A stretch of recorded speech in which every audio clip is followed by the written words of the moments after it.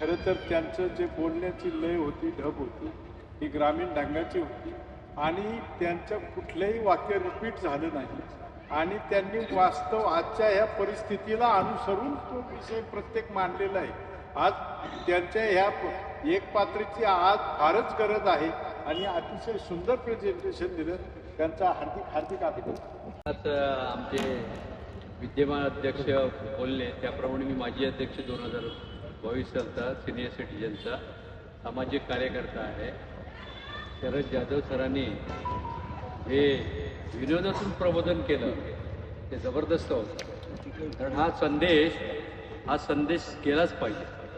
त्यांनी किती विषय घेतले आणि विषयामध्ये त्यांची लेवल जी होती, आता शर्मिलाताई बोलल्या की लेवल जी आहे ती कधीच त्यांनी पाडली नाही. विथ ॲक्शनसह प्रत्येक लेडीज कशी बसते गावाकडे, काय असतं त्यांची पद्धत कशी असते, त्या सगळ्या ॲक्टिंग अगदी परफेक्ट केल्या त्यांनी आणि खूप आवडलं.